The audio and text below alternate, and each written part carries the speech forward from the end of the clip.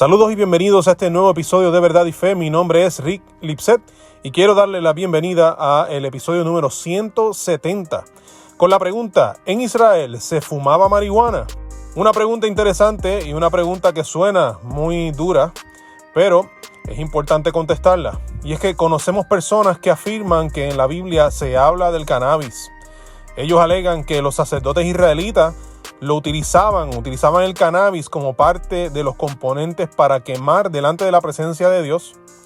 Esa premisa concluye que los sacerdotes estaban borrachos por la sustancia al encenderla en fuego para adorar a Yahweh, a Jehová. Sabemos que todo lo que se alega sin evidencia es un cuento de hadas, pero en conversación a veces la seguridad con la que se dicen las cosas hace que uno titubee. A veces incluso provoca confusión.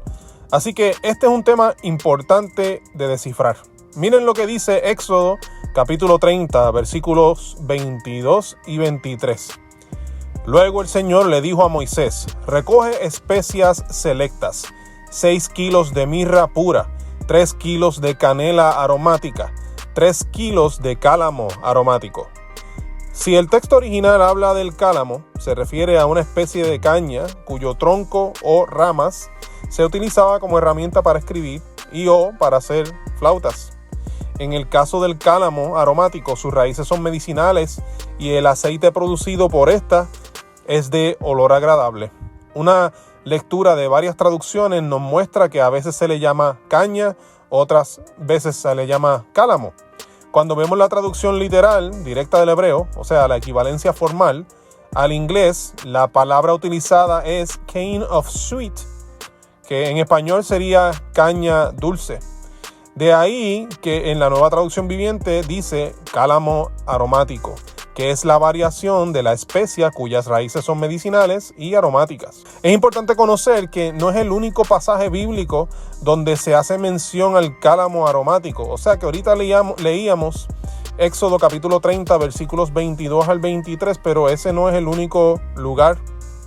También vemos referencia en Cantares, capítulo 4, versículo 14, en Ezequiel, capítulo 27, versículo 19, y también en Isaías, capítulo 43, versículo 24. En el original, en el caso de Cantares, la palabra que se traduce al español es canela. En Ezequiel, la palabra es caña.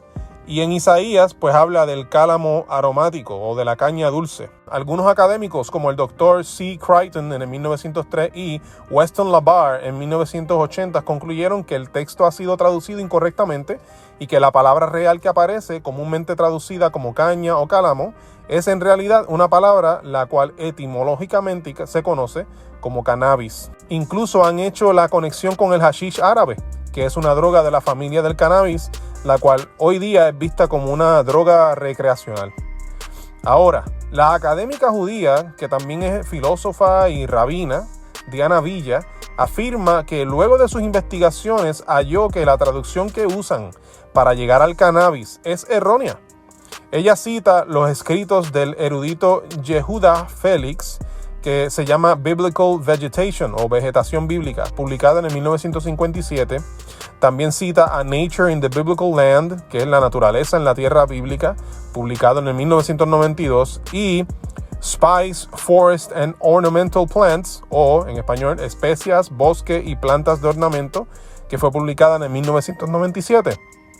Ella concluye que existen 5 alternativas para la planta en cuestión, pero ninguna de ellas es el cannabis. Incluso ella establece que la planta no existía en Jerusalén. Es muy probable que si el pueblo de Israel hubiese tenido acceso a esta planta, la utilizara para hacer telas. ¿Por qué no? Lo dudoso es asumir inmediatamente que quemaban la planta para embriagarse con el humo y su aroma. Incluso si los sacerdotes usaban el extracto o la misma planta en los altares, ¿cómo vamos a llegar a la conclusión de que la utilizaban como agente psicodélico o algo parecido? Parece ser que la posible ramificación de esta conjetura es llegar a la conclusión de que la comunicación con Dios en el Antiguo Testamento era a través de la embriaguez con alguna droga, cosa que pondría en duda la relación con Dios o incluso si existe o no. Quizás, si esta visión es cierta, Moisés y los profetas alucinaban No veían o hablaban realmente a Dios, sino que interactuaban con su alucinación. No obstante, esto no explicaría eventos tales como la división del Mar Rojo. Recordemos que el relato bíblico habla sobre cómo el pueblo entero atravesó el mar dividido. ¿Acaso reaccionaron todos de igual forma ante el cannabis? ¿Acaso Moisés quemó el agente en cuestión en medio de la congregación mientras el faraón venía acercándose para que todos vieran la misma visión, incluyendo el faraón? Eso está muy dudoso. Un buen ejercicio sería tratar de explicar los sucesos bíblicos como meras alucinaciones, pero ¿cómo explica eso las reacciones de las personas testigos? ¿Cómo explica eso las repercusiones históricas para las que tenemos evidencia arqueológica? Miren, yo he tenido conversaciones con usuarios de marihuana que me han relatado que esta lo que provoca es relajamiento para algunos. Y otros me han dicho que lo que le provoca es enfoque. Siempre dependiendo de la cantidad de consumo. Mientras más se consume, mayor relajación y menos el enfoque. Pero al preguntarles si hubo algún efecto psicodélico como drogas mucho más potentes y perjudiciales como el ácido, declararon que no. La marihuana no les provocó eso nunca. Por causa de esto, indagué en forums del internet para ver qué alegaban usuarios de marihuana sobre la intensidad del viaje que les da cuando la fuman. Y lo que encontré fue que hay derivados que provocan algo parecido al viaje psicodélico, pero que el mismo viaje te inmoviliza. Entonces, si esto es así, si lo que estaban experimentando estos sacerdotes israelitas era ese tipo de viaje psicodélico, pues tenemos un problema para este sacerdote en el templo. Si fuese una de estas variantes del cannabis o mezcla de hierbas, el sacerdote se inmovilizaría y no podría hacer las labores que tenía en el templo. Pero esto no está registrado en ningún relato bíblico. No tenemos evidencia de que los sacerdotes, cuando había humo en el templo, se quedaban en estado inmóvil. Al contrario, terminaban su ardua labor. De no ser así, esto traería problemas serios para Moisés, quien tenía que movilizar al pueblo a través del Mar Rojo.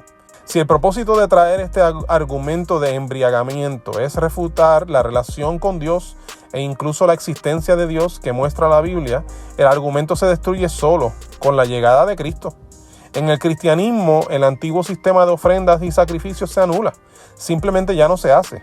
Con el sacrificio de Jesús en la cruz ya no hace falta los antiguos rituales. La ofrenda que se le hace a Dios ahora tampoco es encender algo, sino dar todo lo que tenemos, como la viuda que Jesús observó en Marcos capítulo 12, versículos 41 al 44. Nuestra vida completa es un sacrificio vivo a Dios. Eso lo vemos en Romanos capítulo 12, versículo 1. Así que la utilización de alguna sustancia que logre emborracharnos queda fuera de nuestro culto racional, como le llama Pablo en Romanos 12:1. De hecho, emborracharnos queda prohibido por Jesús cuando nos advierte que nadie sabe cuándo Él regresará y nos invita a estar siempre alertas y listos. Lo vemos en Lucas capítulo 21, versículo 34, que dice así: tengan cuidado, no dejen que su corazón se entorpezca con parrandas y borracheras, ni por las preocupaciones de esta vida. No dejen que ese día los agarre desprevenidos. Pues entonces, ¿qué nos toca hacer? Noten que algunos no aceptarán esta argumentación que yo acabo de presentar y probablemente dirán, claro, eso es lo que esperamos que digas, pues eres un religioso. Pero es importante destacar que esto sería una falacia genética del pensamiento, donde se niega una conclusión o argumento por su origen. Sin embargo, el argumento funciona en sí, no depende de la creencia previa. Así que nos toca estar siempre listos para ofrecer defensa de la esperanza que hay en nosotros, como nos dice 1 Pedro 3:15. Debemos tener la capacidad de discernir entre lo correcto e incorrecto. Poder descifrar la verdad de la mentira, y en casos como este, si no sabemos realmente si lo que nos dicen es cierto o no, nos toca investigar. No es bueno aceptar posturas simplemente porque alguien nos las dice. Siempre es recomendable buscar más, estudiar. Y esto aplica a lo que recibimos de extraños como para los que nos dicen personas que conocemos o que creemos en ellos. Entiéndase, incluso a nuestros líderes religiosos o políticos, incluso a este podcast y yo que te estoy hablando.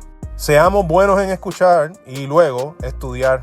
Si hemos llegado a la conclusión de que la palabra de Dios es verdadera y fidedigna, ella siempre debe ser nuestra primera fuente para descifrar lo cierto y lo correcto de su oposición. Y para llegar a la conclusión de que la Biblia es fiable, tenemos vastas razones. Espero que este episodio sea de gran bendición para ustedes. Mi nombre es Rick Lipset. puedes encontrar nuestro ministerio de apologética en verdadyfe.com. Envíanos tus preguntas como la que contestamos hoy a preguntas@verdadyfe.com. Estamos en las redes sociales, estamos en YouTube, donde te invitamos que des like, subscribe y a la campanita para que seas alertado tan pronto subamos contenido nuevo. Tenemos nuestro podcast en Spotify, Apple Podcast y muchos otros. Y puedes visitar nuestra tienda de mercancía en verdadyfestore.com. Tenemos camisetas, bultos, sweatshirts, hoodies, gorras y muchas otras cosas. Su compra ayuda a que podamos continuar defendiendo y equipando a la iglesia a cumplir con la gran comisión. El dinero de su compra cubrirá los costos operacionales de nuestro ministerio. Por eso de antemano les damos las gracias. Eso es todo por hoy. Dios les bendiga y será hasta la próxima ocasión. Saludos.